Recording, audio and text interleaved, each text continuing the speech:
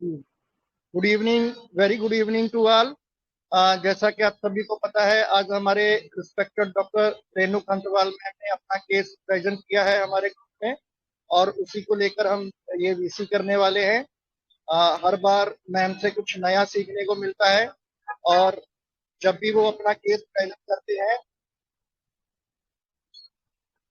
और पीसी में हमको उस मेडिसिन के बहुत सटल मतलब अंडरस्टैंडिंग जो है वो हमें सीखने को मिलती है, और रूब्रिक्स की सटल अंडरस्टैंडिंग हमें सीखने को मिलती है। तो पिछली बार जो था वो मिस हो गया था, तो पिछली बार सभी को इस बार पूरा करेंगे। तो मैं हमारी एचएफएमसी की ओर से सबसे पहले तो हमारे respected doctor Renu Khantwal ma'am का वेलकम करता हूँ। Welcome ma'am, a very good evening ma'am.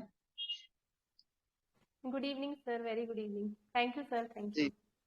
Ji ma'am. और जितने भी हमारे रिस्पेक्टेड आईएचएफ फैमिली मेंबर्स ने हमें ज्वाइन किया है, हमें ज्वाइन करने के लिए उन सभी का बहुत बहुत आभार। ओवर टू यू मैम, अभी आप कैरी ऑन कीजिए। हाँ जी सर, हाँ जी। मैं सर प्रोसीड करूँ?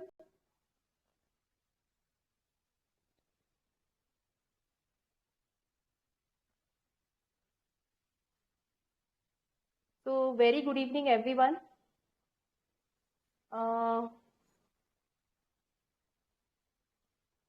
सबसे पहले gratitude to the respected mentors of the group, and thank you very much Praveen sir, always giving opportunity to present the case.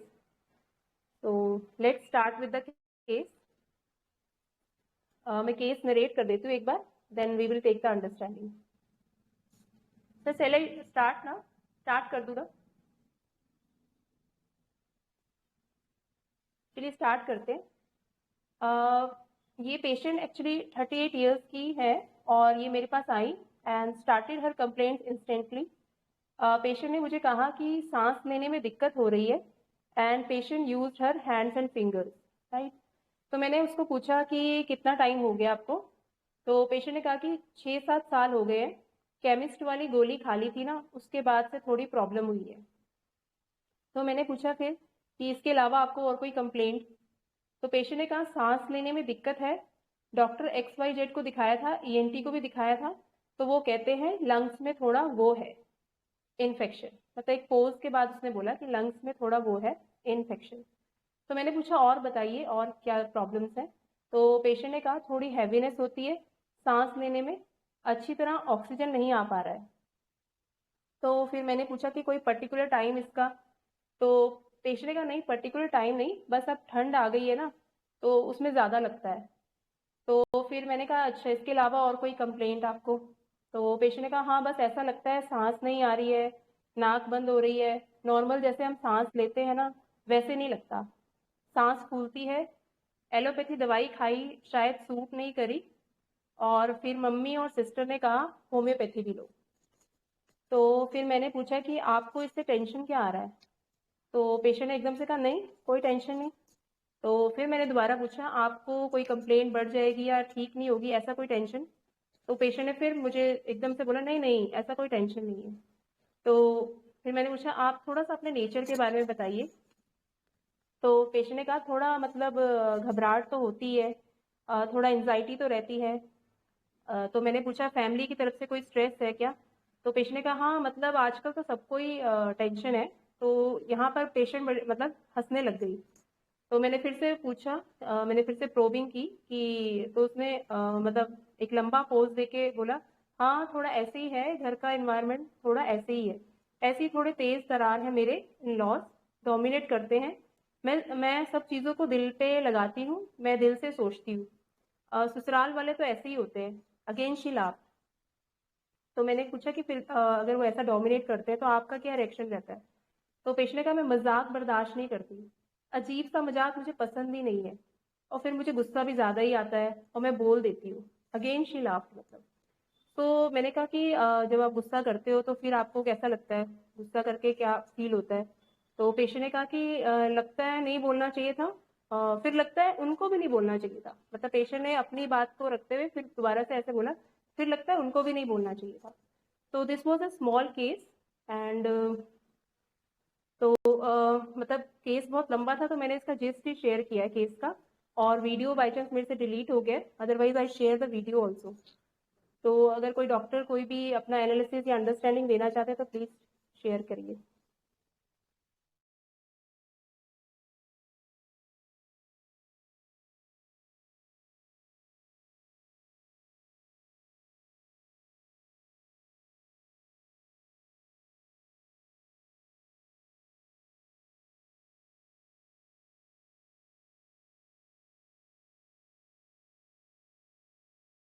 तो हाँ जी, प्लीज शेयर करिए, हाँ तो फिर डिस्क्लोज करते हैं केस को। जी मैम।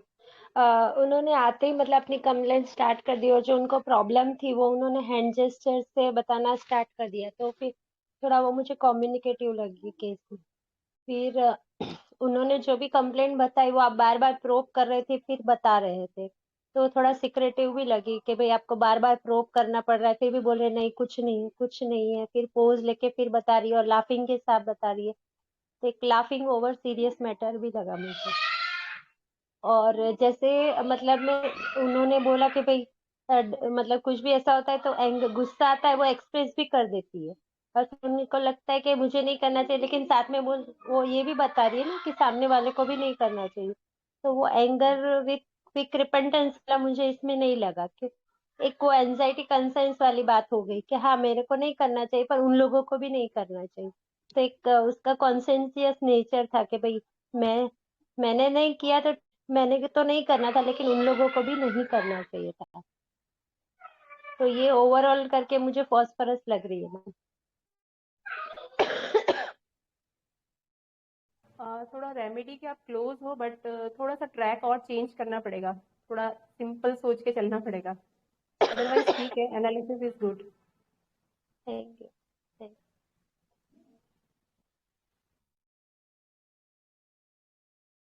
यहाँ पर एंगर ऑल्टरनेटिंग विद रिपेंटेंस बिल्कुल भी नहीं है, क्योंकि अगर ऐसा होता तो वो बोलती कि लगता नहीं है, बोलना चाहिए था, उसके बाद ऐसा बोलती कि भाई क्योंकि अच्छा नहीं लगता या हो ऐसा मैंने बोल दिया, उसने क्या बोला, फिर लगता है उनको भी नहीं बोलना चाहिए था। This is a version of the patient.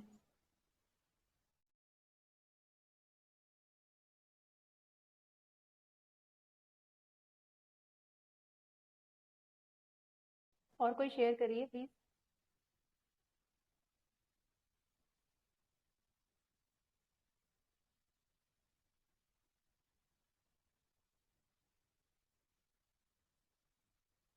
Rahul sir, Manoj sir.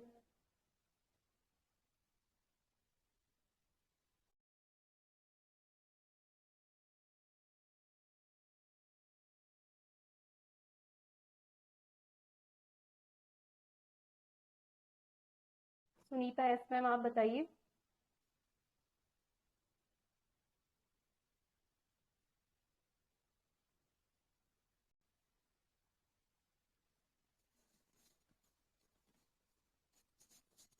M I audible ना?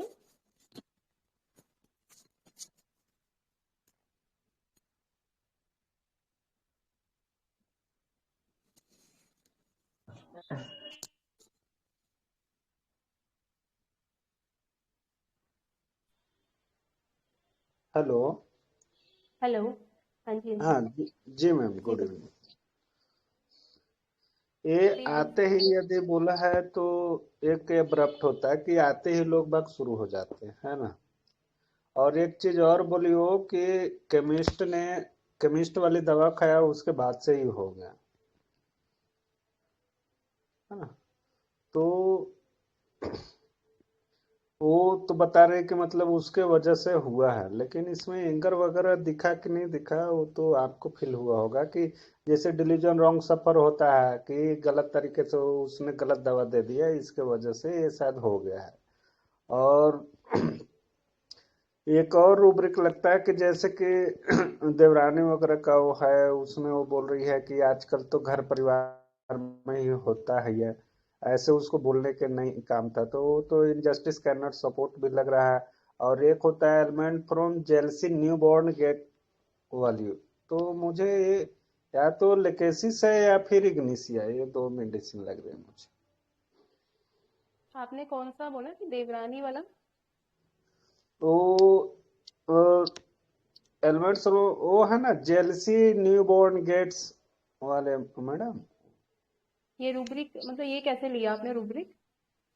कि जैसे वो होता है ना कि देवरानी कुछ बोल के मतलब जो पोजीशन था उस पोजीशन, मतलब वो होता है ना कि पहले लोग बाग हम पे अटेंशन लेते थे, अब क्या है कि उसके ऊपर जैसे नया दुल्हन आ जाती है ना, देवरानी आ गई तो सब उसके ऊपर चले गए, तो मैं भी वहां से मैं वो सोच रहा तो इस केस में तो ऐसा कुछ है ही नहीं। हूँ। अच्छा अच्छा, नहीं है। नहीं नहीं, ये तो उसने बस ये बोला कि मेरे जो इन लॉज है ना वो फिर तेज तरार है, मतलब डोमिनेट करते हाँ हैं। पर उसका बोलने का टोन भी थोड़ा डिफरेंट है यहाँ पे ना, और साथ में हाँ हंस भी रही है। हाँ, जी जी जी। तो और जो उसने उसका आते ही अफेक्टेशन है जो हाँ है वो नहीं दिखा रही है ना, हम्म। वो उसका हाँ, अब आपने अफेक्टेशन। सही पकड़ा। हाँ, जी जी जी और जी। जो आते ही वो उसने अपनी कंप्लेंट्स को बताना शुरू किया, तो ये एब्रप्ट नहीं है। एब्रप्ट तो होता है ना कि भाई आप नॉर्मली कोई बात कर रहे हैं और उसमें आपने कुछ कुछ ऐसी बात बोल दी कि जो कि अगला एक्सपेक्ट नहीं कर रहा है। ये तो मतलब अच्छा आई बैठी और अपनी कंप्लेंट्स को नॉर्मली जैसे बताते, मतलब कुछ कुछ पेशेंट पहले नमस्ते वगैरह करते, वो उसने नहीं किया मतलब बीच का। बट प्रॉपर रिस्पेक्ट देके ही बोला कि मैम मेरे को ये हो रहा है, तो तुरंत बैठ के और बताना शुरू अच्छा कर अच्छा दिया। अच्छा।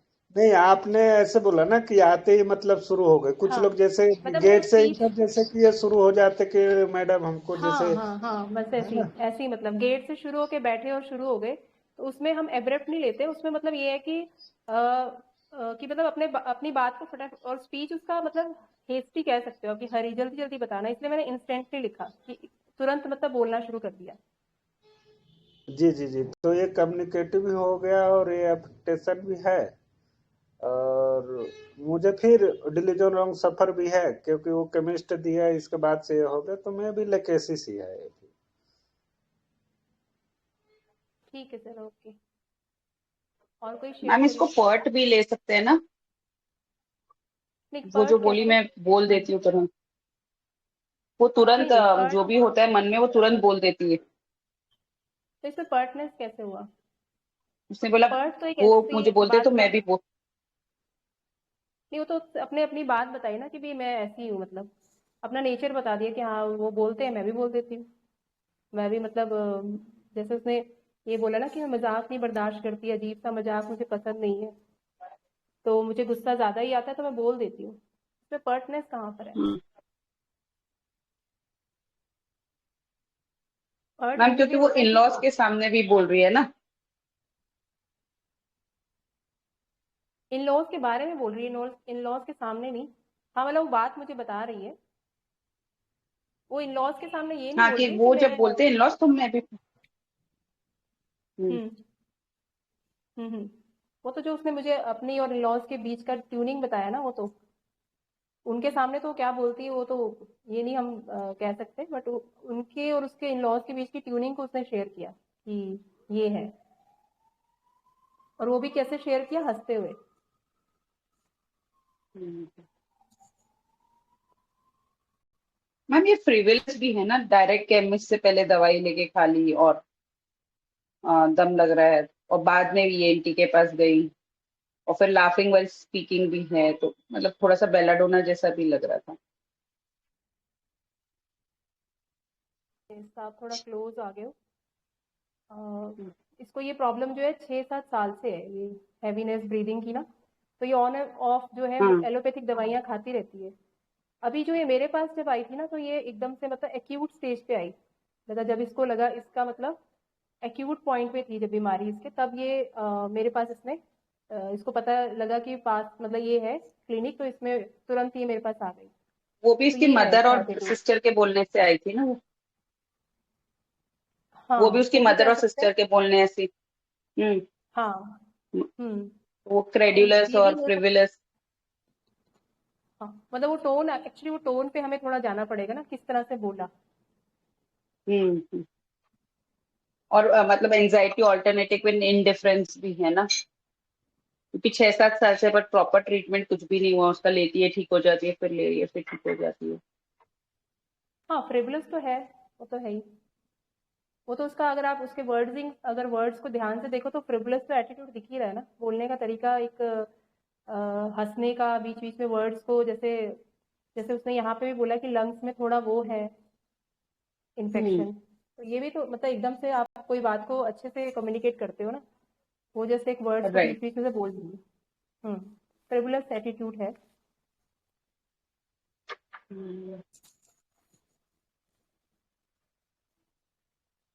और शेयर करिए, फिर डिस्क्लोज करते हैं।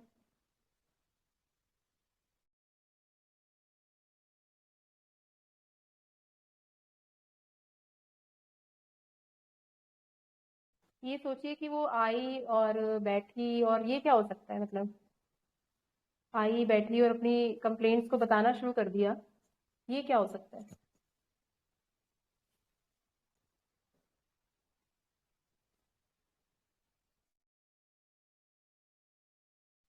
Carried desire to be carried fast वाला है क्या? अब्रप्ट अब्रप्ट नहीं सर, एब्रप्ट गुड तो मैम इवनिंग ने सर। ना बोला ना। नहीं नहीं, एब्रप्ट नहीं है ना। एब्रप्ट मैंने इसलिए ना बिजनेस कर दिया टॉक है क्या क्योंकि मैम? Business talk. नहीं नहीं नहीं, बिजनेस टॉक, बिजनेस में तो है रेमेडी है, बट अभी तो वो एक्यूट स्टेज में आई हुई है, कैरिड तुरंत डिजायर टू राइज बी नहीं है। Carried fast. नहीं नहीं, फास्ट भी नहीं चाहिए ऐसा। इम्पेशेंट क्विक टू एक्ट है क्या? Impatient quick to act. Impatient remedy में हो सकता है इम्पेशेंट, बट यहाँ पे हमारे पास ऐसे होता है कि बहुत बार पेशेंट आते ही फुल स्पीड से मतलब शुरू हो जाते हैं। तो बिजनेस टॉक देंगे सीधा, हाँ, बिजनेस आते टॉक ही भी ले काम की सकते हैं। बात करना, बिजनेस टॉक। जी जी सर, वो भी ले सकते हैं।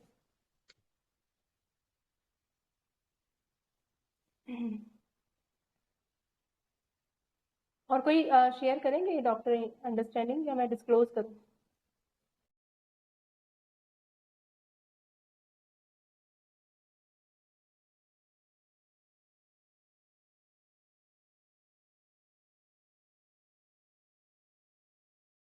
तो जब ऐसा है तब तो ये फिर बेलाडोना हो गया।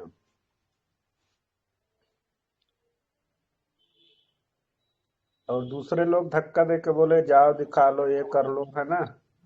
तो बेलाडोना को कहते हैं ना कि जब तक बेल बजाओगे नहीं तब तक बेल बजेगा नहीं। पुशिंग हम्म। उसको चाहिए ही। और इतने साल से है, मतलब एक और रूब्रिक है ना, अनकॉन्शियसनेस अल्टरनेटिव वेकिंग आफ्टर वो बेलाडोना, उसमें सिंगल है शायद। नहीं नहीं, तो यहाँ पे अनकॉन्शियसनेस तो है ही नहीं ना, ये तो प्रॉब्लम है ही पेशेंट को, ऐसा तो है नहीं कि वो आज हाँ प्रॉब्लम हुई और है, परसों सोच लेकिन के आई। लेकिन उसको नहीं लगता ना कि चलो डॉक्टर को दिखाएं, वो पड़े रहता है जैसा आज चल रहा है। तो उसको कुछ फिजिशियन बोलते हैं कि देखो ये अनकॉन्शियस स्टेट में है, फिर भी उसको पता नहीं कि है। जब दूसरों लोग बोलेंगे अरे इतना तकलीफ है जाओ भाई दिखा लो, तब फिर वो कहता है अच्छा ऐसा क्या, तब चलो चलना चाहिए, तब जाके वो फिजिशियन के पास जाता है और दिखाता है। यहाँ पे सर वो अपने मम्मी और जो सिस्टर ने बोला है ना कि उन्होंने ये बोला है कि होम्योपैथी भी लो, मेडिसिन तो वो ले ही रही है ना, ऐसा नहीं कि वो कोई इलाज नहीं कर रही, सब इलाज वो ले ही रही है, जहाँ से उसको लगता है कि हाँ मिल जाएगा अच्छा इलाज तो वो ले ही रही है। बट यहाँ पे उसको एक कि उसके एक सलाह जिसने दी कि हाँ आप होम्योपैथी भी लो इसके साथ साथ, अगर आप एलोपैथी आयुर्वेदिक सब खा रहे हो तो आप होम्योपैथी भी लो। ये हम तब लेंगे ना कि अगर वो कुछ भी मेडिसिन नहीं खा रही थी और मम्मी के बोलने पे यहाँ आ गई, तब हम उसको क्रेडुलस लेंगे। बट वो मेडिसिन ले रही है ऑलरेडी, कुछ कुछ ले ही रही है, बट अभी उसने यहाँ पे बोला, मम्मी और सिस्टर ने बोला कि होम्योपैथी भी लो आप।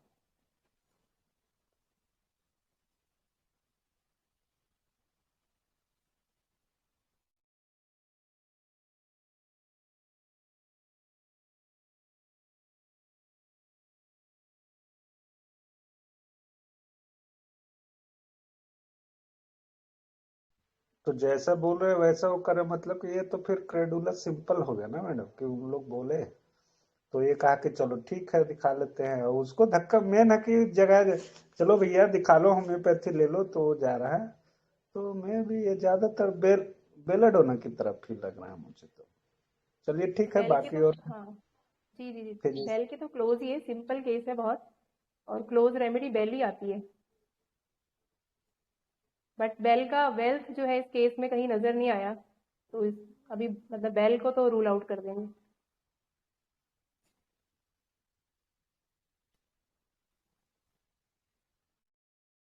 और कोई शेयर करेंगे या मैं डिस्क्लोज करूँ फिर? आज सभी कोई बहुत शांत शांत पड़े हुए लग रहे हैं। सबके पास या तो पेशेंट है या फिर कम्युनिकेट करना हाँ नहीं चाह रहे। जी जी। जी, आज प्रवीण सर भी बिजी है। हाँ, उनके पास में भी पेशेंट है, नहीं तो वो जरूर सबको वो बोलते पूछ करते तेजस्विनी सब। मैं, जी जी, तेजस्विनी मैम करेंगी शेयर?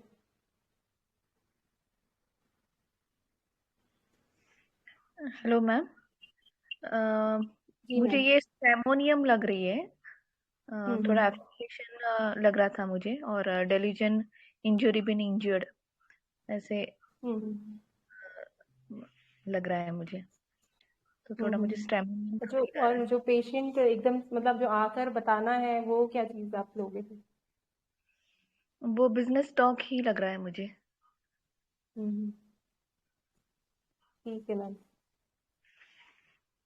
और Sunita ma'am?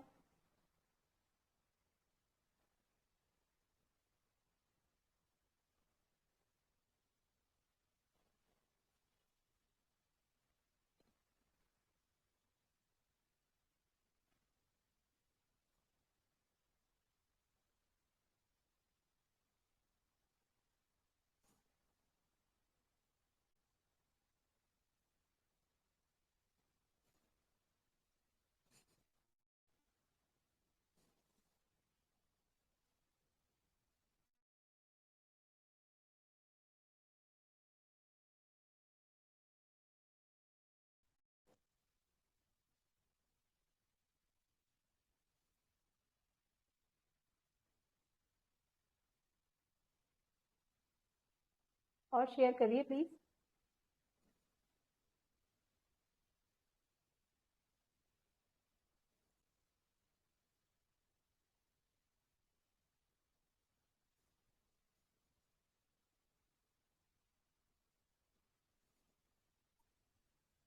Ji please add कीजिए सभी।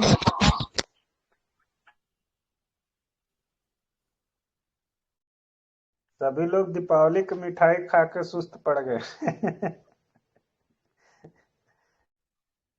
लगता है विंटर्स आ गई हैं। जी Sanjivani ma'am, Alok Patel sir, Sanjivani ma'am, Sonal ma'am, Manisha ma'am, please सभी ऐड कीजिए वन बाय वन।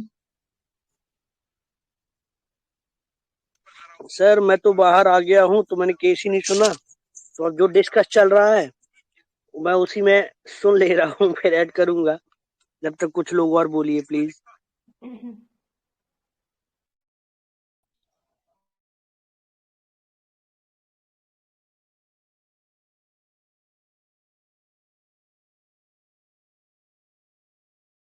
तो मैं डिस्क्लोज करूँ फिर? मैम लेगेसीज तो नहीं है? कैसे मैम? थोड़ा सा अंडरस्टैंडिंग बता दीजिए। जैसे आज बोली एकदम से, अरे यार बोलने दो ना मेरे को।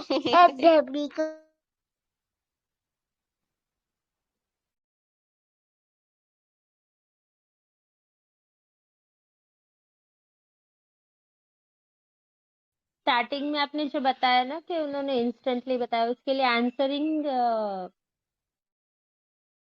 एक मिनट, हाँ हास्टेली ये ले सकते हैं क्या रूब्रिक में? आंसरिंग हास्टेली।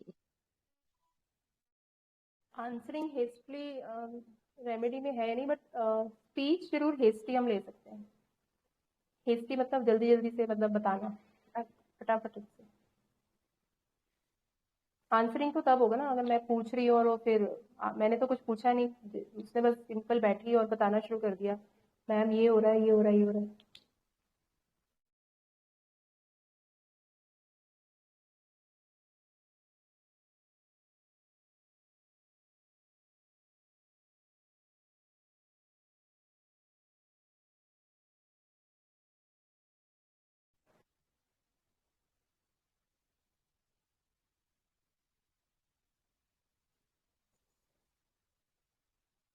चलिए फिर डिस्क्लोज करते हैं। जी मैम जी। ठीक है। तो इसमें जो सबसे पहले अगर वीडियो होता तो हाउ बड़ा अच्छे से समझ में आता। तो जो हाउ का है पेशेंट का एनालिसिस जो मैं स्टार्ट कर रही हूँ, इसमें जो एक तो लाफिंग जो मतलब बिटवीन द केस टेकिंग जो उसका लाफ है ना, वो विदाउट एनी रीजन था। मतलब वो बता रही है कि भी मेरे इन लॉज डोमिनेट करते हैं, मतलब सब चीज़ों को मैं दिल पे लगाती हूँ, फिर भी हंस रही है। और आजकल तो सभी को टेंशन है, सब ससुराल वाले तो ऐसे ही होते हैं, और साथ में हंस रही है। तो ये मतलब लाफिंग विदाउट एनी रीजन है। तो ये पक्का पक्का ये पेशेंट का अफेक्टेशन है, ठीक है ना। और ये पूरा केस ही अफेक्टेशन पे आधारित है, मतलब ये केस में ही अफेक्टेशन है पूरा पूरा, ठीक है। तो ये था हाउ ऑफ द केस।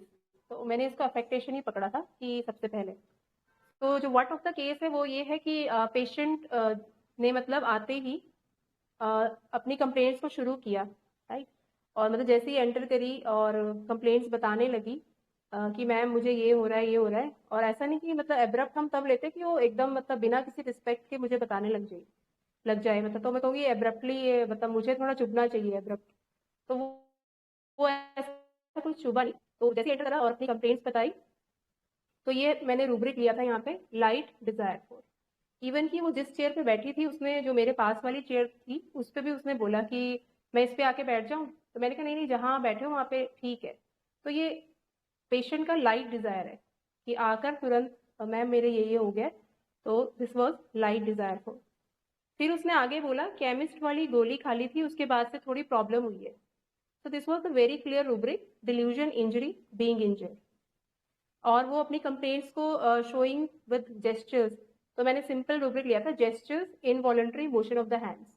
तो ये कम्युनिकेटिव नहीं है। कम्युनिकेटिव आप अगर पेशेंट अपने गले को या नाक को छू कर ही कुछ बता रहा है तो that is not communicative. Communicative तब लेंगे हाँ कुछ ऐसी स्पेशल बात मुझे बताए जो कि मुझे पता नहीं है और वो सोच रहे हैं कि डॉक्टर को पता होनी चाहिए, तब हम कम्युनिकेटिव रूब्रिक यहाँ पे लेते हैं। तो this was gestures, involuntary motion of the hands. फिर उसने बोला कि सांस लेने में दिक्कत है, और डॉक्टर XYZ को दिखाया था, ENT को भी दिखाया था। तो वो कहते हैं कि लंग्स में थोड़ा वो है, राइट। वो है मीन्स क्या है कि इन्फेक्शन है।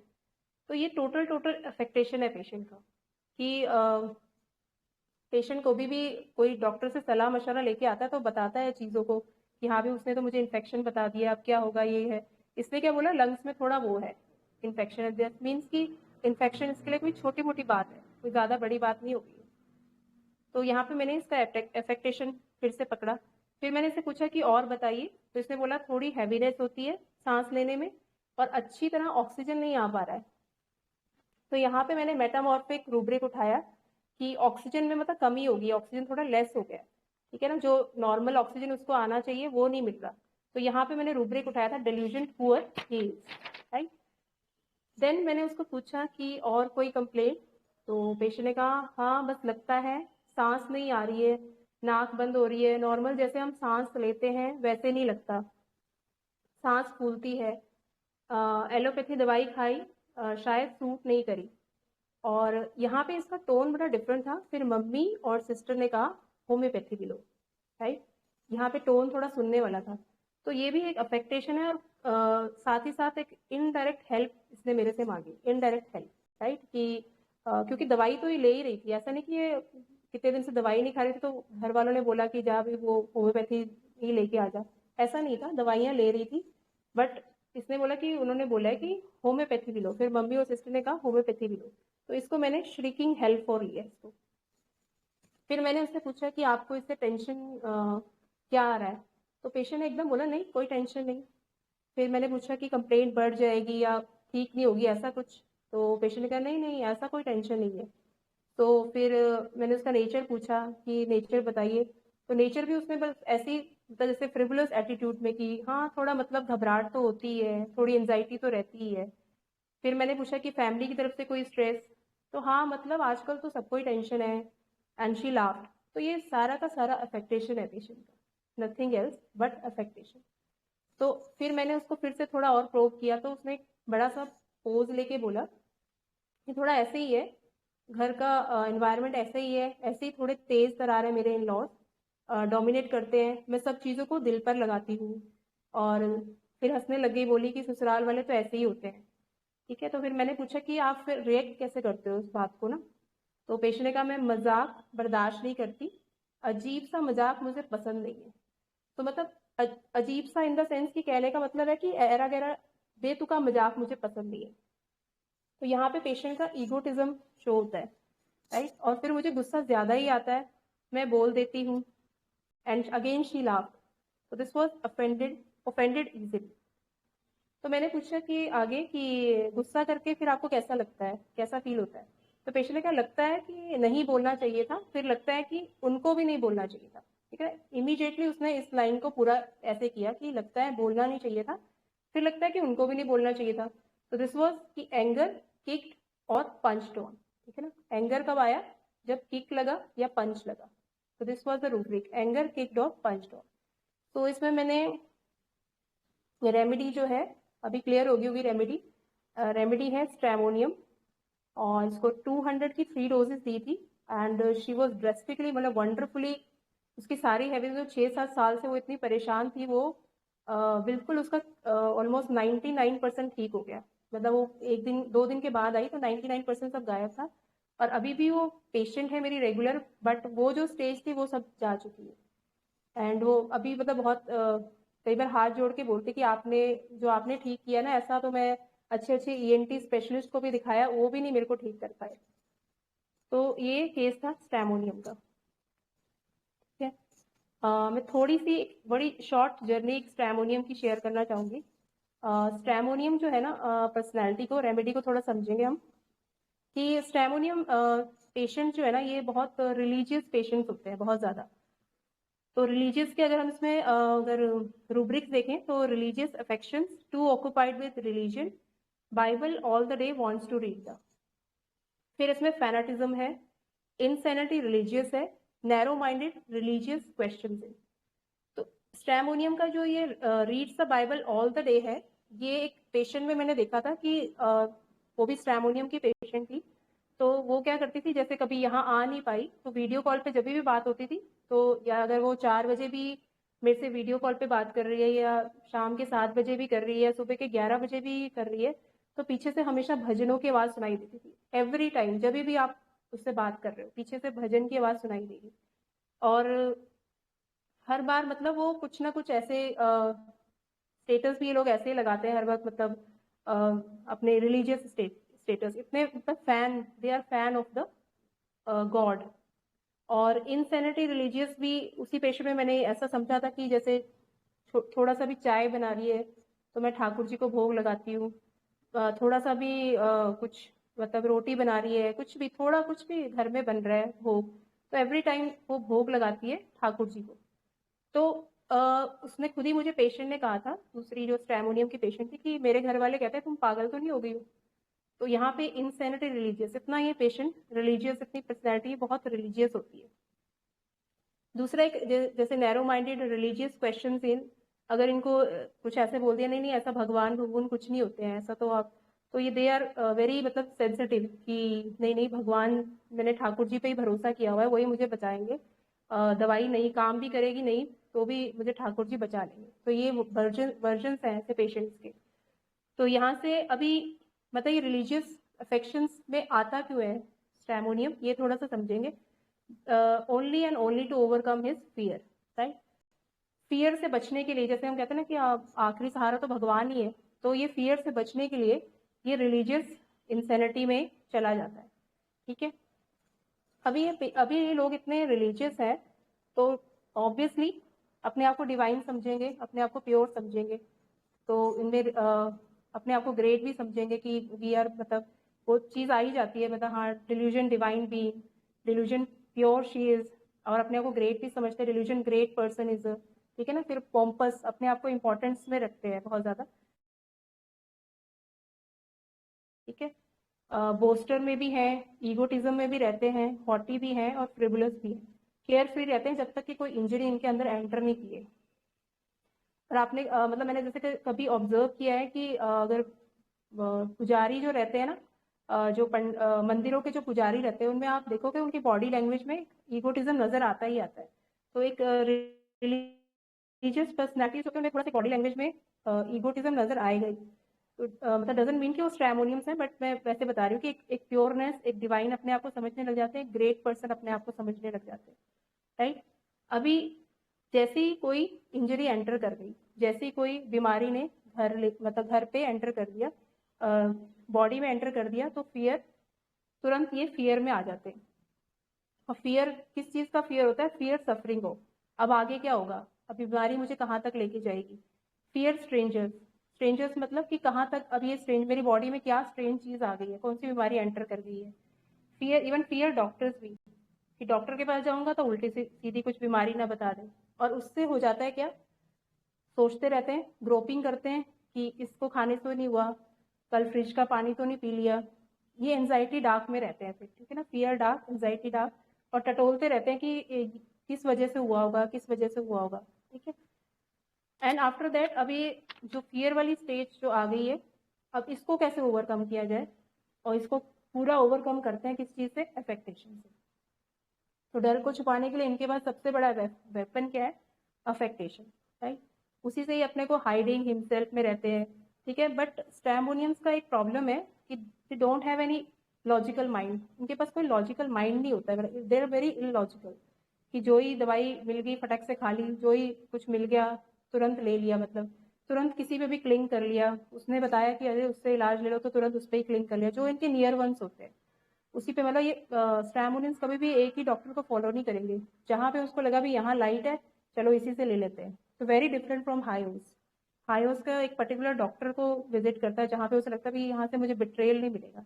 बट स्ट्रैमोनियम जो है इतना अपना माइंड नहीं लगाते, बस फटक से लाइट डिजायर में रहते हैं, और जो जो आसपास का जो भी मिल गया उसको क्लेम कर लेते हैं। तो इसी के चलते they came into the poor state में चले जाते हैं। तो delusion पुअर हील्स। और रिएक्शन क्या रहता है? Awakens frightened easily, wakens terrified, knows no one screams, cling to those near, ठीक है ना। और फिर जो भी मिला, फिर जो ही डॉक्टर मिला उसी के शोल्डर पे चढ़ जाएंगे कि अभी आप ही बचाओगे, अभी तुरंत आया, जैसे पेशेंट ने किया, तुरंत आया, बताना शुरू कर दिया, ठीक है ना। So carried desire to be carried shoulder over the, और उसी में ये डिलीरियम क्राई हेल्प फॉर, कि अब मुझे आप ही बचा लो। मतलब कहाँ ये ग्रेट पर्सन से कहाँ ये पुअर स्टेज में अपने आप को फील करने लग जाते हैं, ठीक है। तो एक शॉर्ट जर्नी है स्ट्रैमोनियम की, जहाँ पे delusion, power, diseases, he had power overall से लेके delusion, disease, every disease he has. मतलब जहाँ पे उसको लगता है कि सब डिजीजेस को मैं कंट्रोल कर सकता हूँ, सब डिजीजेस मेरे पावर में है, मैं तो ग्रेट पर्सन हूँ, मैं प्योर हूँ, वहां से ये सीधा कहाँ लैंड कर जाता है कि अब तो सारी बीमारियां मुझे ही होगी, ठीक है। Delusion, disease, every disease he has. तो एक छोटा सा एक स्ट्रैमोनियम को समझने का मैंने ये थोड़ा शेयर किया। तो that is from all from my side. तो अभी कोई क्वेरी है तो प्लीज पूछिए। सर लास्ट वीक बताइए ना, चेस्ट का लास्ट वीक बताइए ना।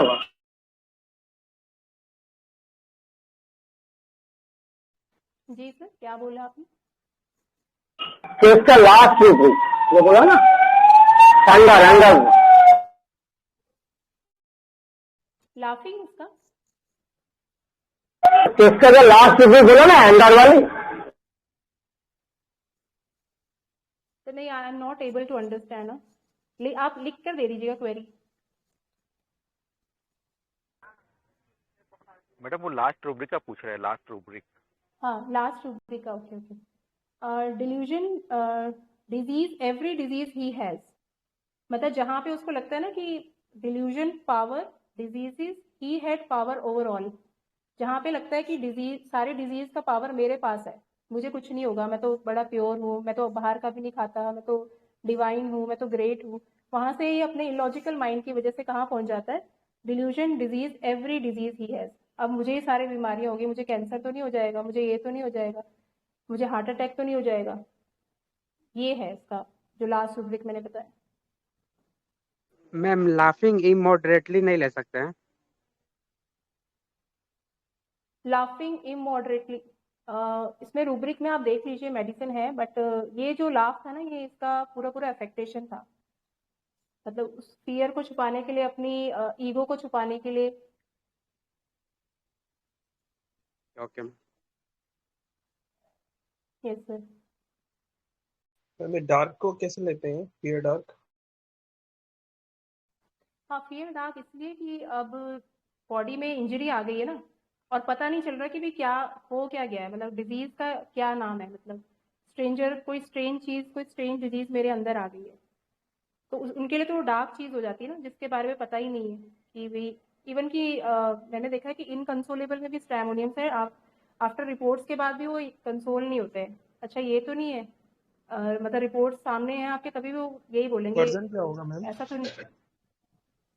हाँ, वर्जन ही बता रही हूँ कि मुझे कहीं ऐसा तो नहीं मैम कि ये हो गया हो, मतलब रिपोर्ट आपके सामने, रिपोर्ट नॉर्मल है, बट फिर भी पूछेंगे ऐसा तो नहीं कि ये हो जाएगा, या ऐसा तो नहीं कि फ्यूचर में जाके ये हो जाएगा। मतलब ये जो पेशेंट भी, ये भी काफ़ी बार ऐसे मतलब लाइट डिज़ायर में रहती है, पूछती रहती है कि मुझे साइनस तो नहीं हो गया, मुझे ये तो नहीं है, मेरे को कहीं चेस्ट का वो तो नहीं है, मेरे को, मैं वो MRI तो नहीं करा लूँ, मैं ये तो नहीं करा लूँ। दे आर इनकंसोलेबल भी। Hello ma'am. हाँ जी सर।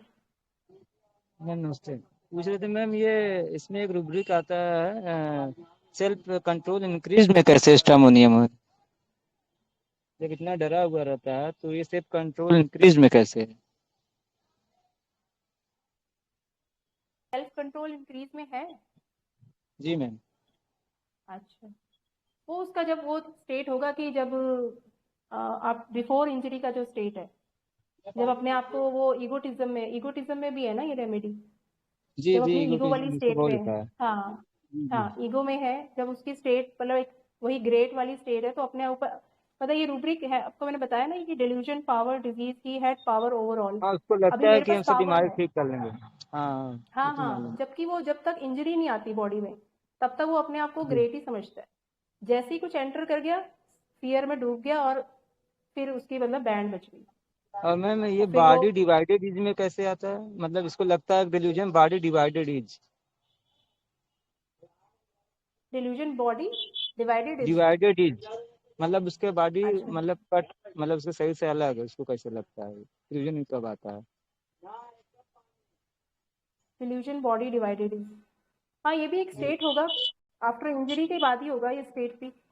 इंजरी से पहले तो वो खुशमिजा मतलब ऐसी पॉम्पस और बूस्टर में रहता है, ब्रैकेट में रहता है ना, ये आफ्टर दैट वो कि हाँ, जब बीमारी की एक लास्ट स्टेज में पहुंचने लगे कि अभी डिवीजन हो गया बॉडी को, जाने क्या क्या, उस बहुत आगे तक का सोच हो जाता है स्ट्रैमोनियम का, मरने तक का सोच हो जाता है, और सब कुछ नॉर्मल देखते हुए भी।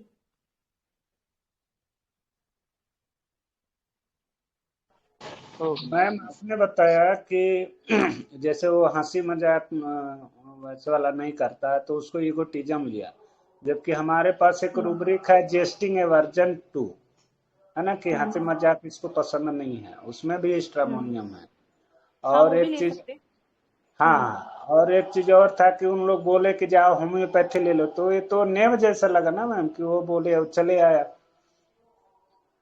नहीं, यहाँ पे हाउ देखना था ना वीडियो में, बोलने का जो हाँ टोन है ना, वो यहाँ पे अभी थोड़ा आपको मिला नहीं देखने को, तो ये एक तरह से हेल्प लेने की कोशिश कर रही थी, मतलब एक तरह से जैसे कहते हैं ना कि डॉक्टर के ऊपर सब कुछ डिपेंड कर दिया कि ऑब्वियसली वो मेडिसिन सब ले रही होगी, एलोपैथिक आयुर्वेदिक सब कुछ, तो उसने एक तरह से मुझे कि भाई carried desire to be carried shoulder over, कि मेरे मतलब मम्मी और सिस्टर ने कहा कि होम्योपैथी भी लो, एक तरह से वो मेरा फेथ लेने का कोशिश कर रही है ना, मैं अब होम्योपैथी तो मैं लेने ही वाली हूँ, ठीक है ना, तो तो अब वो तो आप नेम अच्छे में से भी आ जाओ। जाएगा ना मैम, जैसे कह दिया वो आ गया, जैसे कहते हैं ना कि नेब में भी जैसे कि स्ट्रामोनियम है, तो जैसे कि वो सीधा साधा भोला भाला वो कहा कि चलो ठीक है ले लेता हूँ। हाँ, नेव इस केस में नेव नहीं था, क्योंकि उसको जी आज ही बोला और आज ही वो मुंह उठा के नहीं आ गई है। वो मतलब कि उसको उसके दिमाग में, माइंड में कहीं बैकअप ऑफ द माइंड में लगा। जैसे अभी वो अपने बच्चों को भी लेके आती है, तो वो ये बोलती है कि मेरी मम्मी अभी अभी कुछ दिन पहले भी वो मेडिसिन लेने आई थी, तो उसने बोला कि मेरे को फिर से वो सिम्टम आया है, मतलब उतना हाइपर नहीं। तो कहते मेरी मम्मी ने बोला कि आपने होम्योपैथी छोड़ दी क्या, फिर से जाओ ना, लेके आओ। तो ये दोबारा दोबारा मतलब श्रीकिंग ही है हेल्प, मतलब नाइव होता है कि उसको आज ही बोला और आज ही वो मुंह उठा के सीधा क्लिनिक में आ गया। जी मैम। ओके मैम, ये जो स्ट्रामोनियम के जिस फैसेट की बात कर रहे हैं, ये स्ट्रामोनियम का ऐसा फैसेट है जहाँ पर ये आपको बेलाडोना की तरह बहुत फ्रिवोलस लगेगा, है ना, बहुत बोस्टिंग वाला लगेगा, प्लेटिना की तरह लगेगा। कई सारी मेडिसिन की यहाँ पर शेड देता है जब तक उसका अफेक्टेशन ब्रेक नहीं होता है। बहुत सारा ईगो होता है उसके अंदर, लेकिन उसका करेक्टर वैसा नहीं होता है। ठीक है, तो बहुत ईगो रहता है स्ट्रामोनियम में, और बहुत फियरलेसली आपको दिखेगा क्लिनिक में। इस तरह से स्ट्रामोनियम होता है इस स्टेट में जब तक उसके अंदर डर नहीं आता है किसका, डार्क का, और फेमिलियर थिंग्स जब तक ट्रेन उसे नहीं फील होती हैं। जब ये आना स्टार्ट होता है तब वो हम एकदम से जो फियरफुल, क्लिंगी, एकदम से क्लिंग कर लेने वाला, लाइट डिजायर वाला कि डॉक्टर साहब ये कुछ बड़ी बात तो नहीं है, कुछ सीरियस इशू तो नहीं है, उससे पहले का ये जो फैसेट है उसके बारे में मैम बता रहे हैं।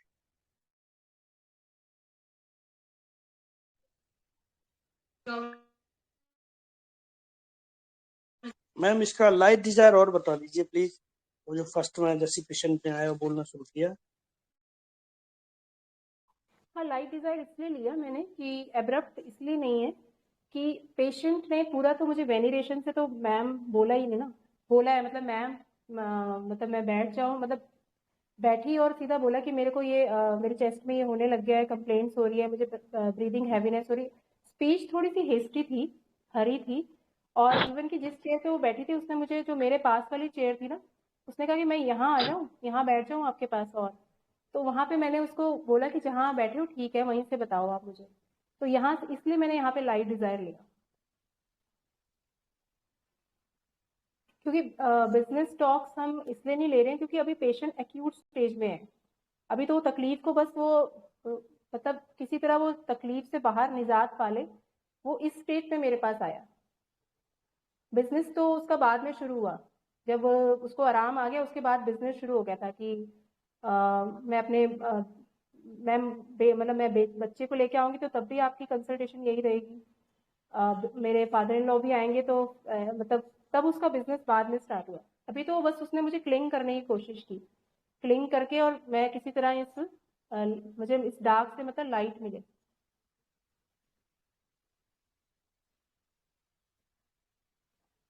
तो इसलिए मैंने लाइट डिजाइन लिया यहाँ पे।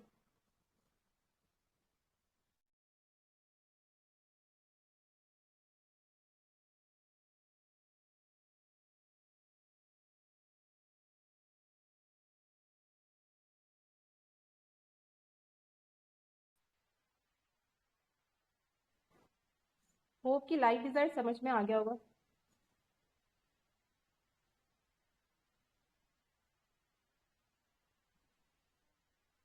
जी मैम, बहुत ही बढ़िया केस था स्ट्रामोनियम का, और जो रूब्रिक्स आपने बताए हैं स्ट्रामोनियम को जो एक्सप्लेन किया है, बहुत ही अच्छे से, बहुत ही सिंपल तरीके से सब और ब्यूटीफुली सब आपने बताया है। तो हमारी IHF फैमिली की ओर से deep gratitude ma'am, thank you thank so you sir, much. Thank you.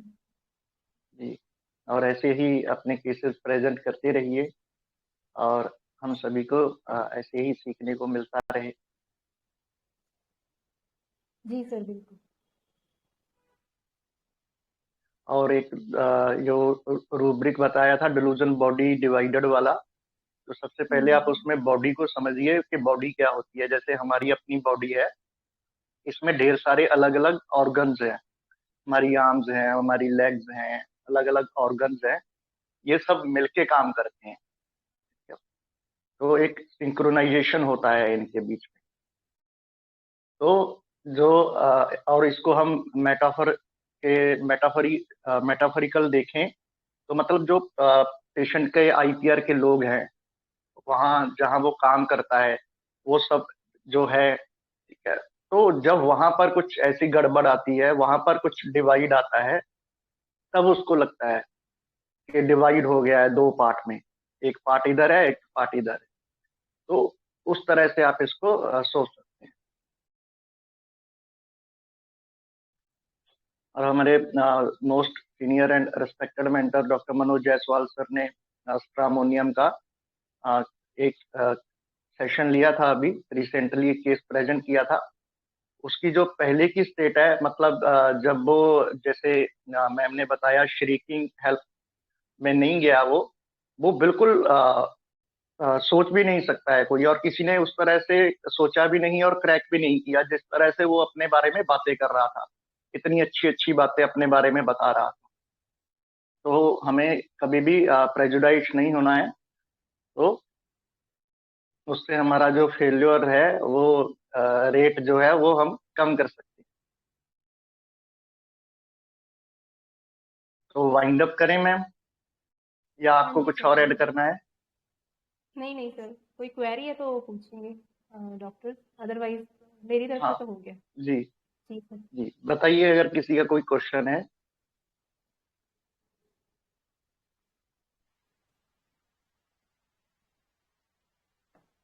हाँ गीता मैम, आपका आवाज नहीं आ रहा है, माइक आपका ऑन है लेकिन आवाज नहीं आ रहा है आपका।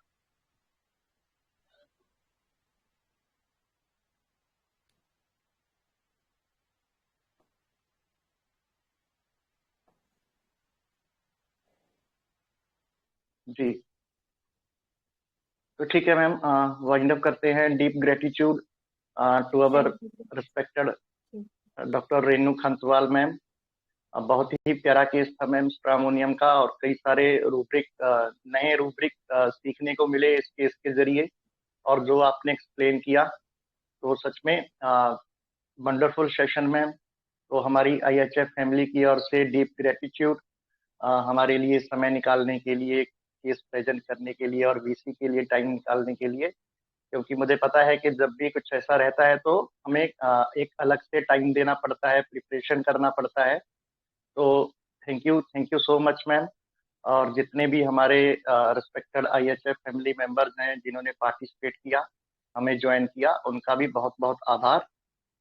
तो अभी मुलाकात होगी आपके साथ हमारी next week. Thank you so much. जी sir, thank you sir, thank you sir, thank you.